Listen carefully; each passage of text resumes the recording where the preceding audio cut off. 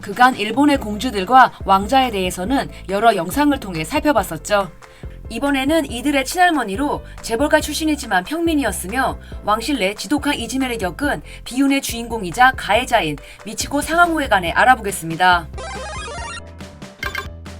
미치코 상황후는 아이코 가코 공주와 히사이토 왕자 그리고 고무로 마코의 친할머니입니다. 다시 말하면 현 일왕인 나루히토의 어머니이며 아키히토 상황의 부인입니다. 아키히토 상황이 2019년 4월 30일 자신의 장자 나루히토 황태자에게 양해하고 일왕 자리에서 30년 만에 물러나면서 미치코 황후도 상황후가 되었습니다. 미치코 상황후는 당시 아시아 최대 제분 회사인 니신 제분의 이남 이녀 중 둘째로 태어났습니다. 본명은 쇼다 미치코입니다. 얼마나 대단한 재벌가였는지 살펴보기 전에 유용한 정보 하나 전해드리겠습니다. 지금 인터넷 끝판왕에서 모르면 못 받는 통신지원금 80만원 설치 당일 즉시 입금받을 수 있습니다. 내가 내는 월 요금에 포함되어 있기에 이거 안 받으면 결국 나만 손해보는 겁니다. 통신지원금 80만원에 합리적인 요금 설계로 결합 할인 72만원까지도 놓치지 않고 챙겨준다고 하는데요. 꼭 가입하지 않아도 됩니다. 지금 견적만 받아봐도 스타벅스 커피 쿠폰을 받을 수 있습니다.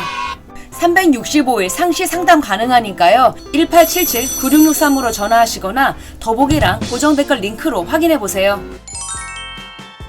1930년 40년대에 집에 홈 카메라가 있었으며 유럽으로 여행을 다닐 정도로 재력을 가진 부모 밑에서 온갖 혜택을 다 받고 누구나 한 번 정도 꿈꾸는 대저택에서 세상 부러울 거 없이 성장했습니다. 그 시절 161cm의 장신에 아름다운 미모를 가졌으며 공부, 운동, 미술 등 못하는 것이 없는 진정한 엄친딸이었던 것입니다. 하지만 화족, 그러니까 귀족 집안 출신은 아니었습니다. 쇼다 미치코는 가톨릭 미션 스쿨인 후타바 유치원과 초등학교, 세이신 여학원 중등과와 고등부를 졸업한 이후 세이신 여자대학 영어 영문학과에 입학합니다. 학생회장도 했다고 합니다. 대학교 입학 당시부터 최고의 신부감으로 많은 부유층 집안에서 며느리 삼고 싶다고 난리였다고 하죠. 선도 많이 받다고 합니다. 시간이 흘러 1957년 영어 영문학과를 수석으로 졸업했고 졸업생 대표로 연설도 했습니다. 대학 졸업 후 8월 운명의 만남이 시작됩니다. 쇼다 미치코는 카루이자와에서 열린 테니스 시합에서 아키히토 황태자를 만납니다. 혼성 복식 경기에서 상대팀으로 만났는데 미치코의 팀이 이겼다고요. 당시 아키히토 황태자는 경기에 최선을 다하는 미치코에게 관심을 갖게 됩니다. 그리고 연애로 발전하게 되어 결혼하게 되었다 라는 아름다운 스토리가 국민들에게 알려지게 되었죠. 하지만 정말로 이렇게 운명 같은 러브 스토리가 생겨날 수 있었을까요? 사실 테니스 코트의 사랑으로 불린 세기의 로맨스는 우연히 만들어낸 것은 아닙니다. 당시 아키히토의 측근들이 적당한 황태자비 후보를 만나게 하자는 명목하에 테니스 게임 자리가 마련됐다고 하죠. 재벌가 딸인 미치코가 이런 자리에 빠지는 것이 오히려 더 이상하죠. 귀족만 참여할 수 있는 자리는 아니었을 테니까요. 사실 당연히 화족, 그러니까 귀족 아가씨들이 황태자비 물망에 올랐겠죠. 강력한 후보자도 있었으나 집안에 생맹이 있다는 이유로 낙점되지 못하기도 했으며 내 자식을 황태자비로 살게 하고 싶지 않았던 부모들이 다른 혼처를 빠르게 찾아 딸들을 결혼시켜버리는 등 황태자비를 찾는 과정은 쉽지 않았습니다. 결국 시대의 흐름에 맞춰 화족이 아닌 부유한 평민 가문 중 후보자를 찾기에 이르렀고 미치코도 그중 한 명이었다고 합니다. 비슷한 시기 아키히토 황태자는 테니스 코트에서 만난 미치코와 결혼하고 싶다는 의중을 비쳤다고요. 하지만 미치코의 부모 역시 귀한 딸을 황태자비로 만들고 싶지 않았습니다. 거절 의사를 밝히긴 했으나 딸이 스스로 결심할 수 있도록 해외여행을 보냈습니다. 황태자는 미치코가 돌아올 때까지 기다렸고 미치코는 자신을 기다려준 그에게 감동받게 됩니다. 결국 첫 만남에서 거의 2년 정도 흐른 58년 11월 아키히토 황태자는 미치코에게 프로포즈합니다. 대략 2600년 일본 왕실 역사에서 최초의 평민 출신 황태자비가 간택되었다는 소식에 일본 국민은 열광했습니다.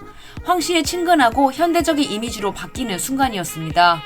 두 사람의 결혼식이 TV에 생중계되었는데 이를 보려는 사람들로 인해 TV 판매량이 폭발적으로 늘었다고 합니다.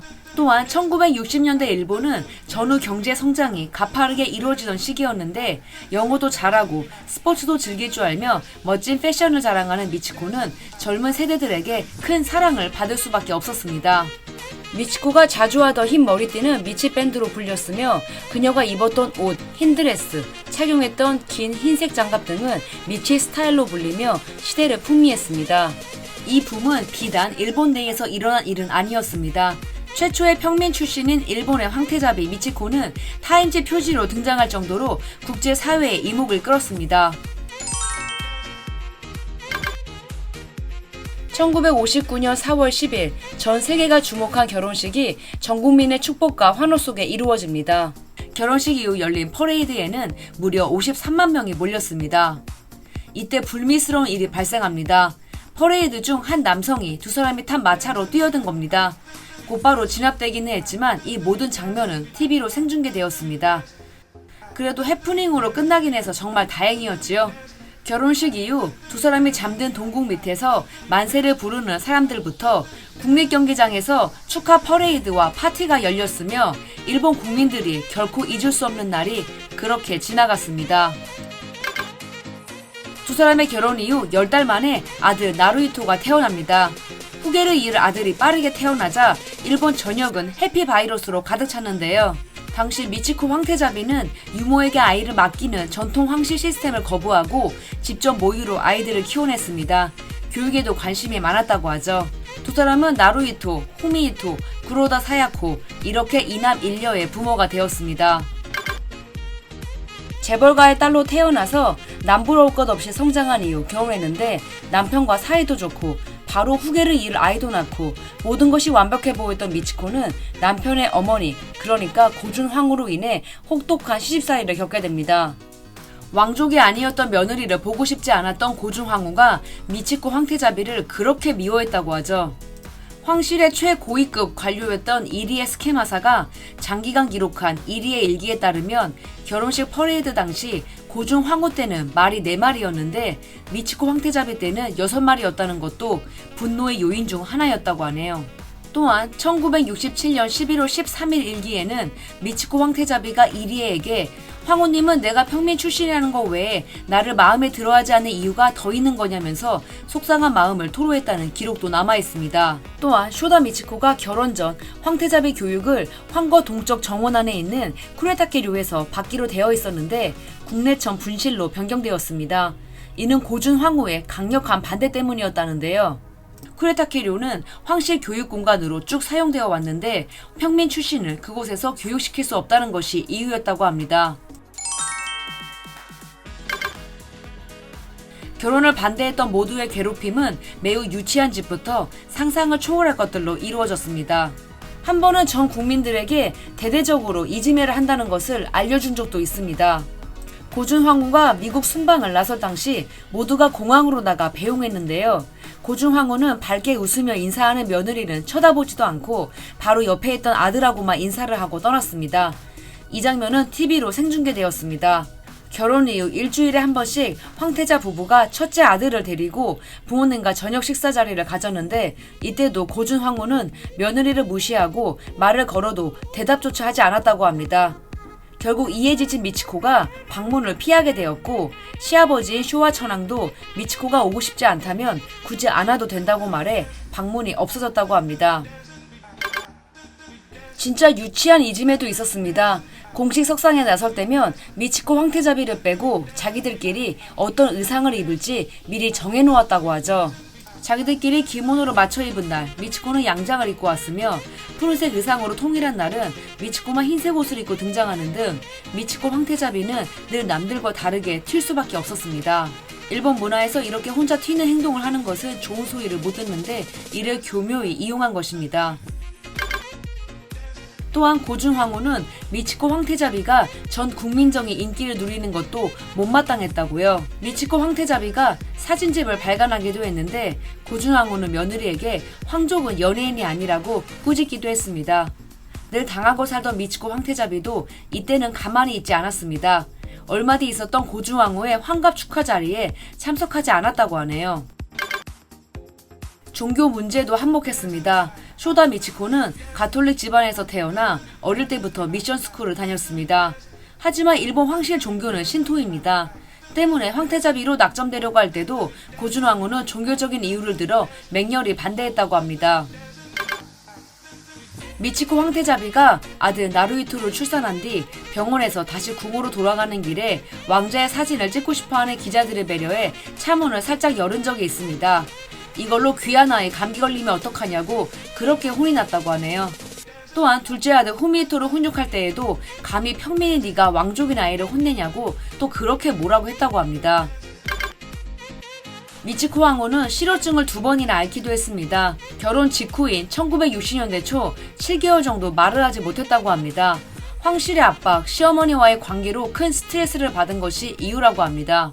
당시 그녀가 통제적인 시부모님께 반항하기 위해 했다는 루머도 많이 퍼졌습니다. 두 번째는 1993년 59세 생일쯤입니다. 생일날 아침 갑자기 쓰러졌는데요. 언론의 비판 여론에 연이어 이어지면서 큰 충격을 받고 말을 잃었다고 합니다. 당시 의료진은 뇌에 이상이 있는 것은 아니며 깊은 정서적 슬픔과 관련 있다고 발표하기도 했습니다. 여튼 고준 황후는 2000년 97세의 나이로 사망하는데요. 미치코 상황후는 무려 40년 정도 시집살이를 하면서 정신적으로 피폐한 삶을 살 수밖에 없었습니다. 근데 문제는 본인도 그렇게나 힘들게 살아놓고 자신의 며느리에게 비슷하게 돌려줬다는 것입니다. 장남 나루히토와 결혼한 마사코 황태자비를 그닥 예뻐하지 않았다고 합니다. 무엇보다 마사코 황태자비가 아들을 낳지 못했기 때문인데요.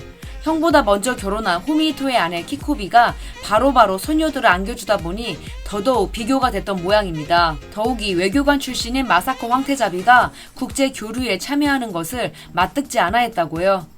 하버드 대학을 졸업한 재혼 중의 재혼 마사코 황후 이야기는 조만간 자세히 살펴보겠습니다.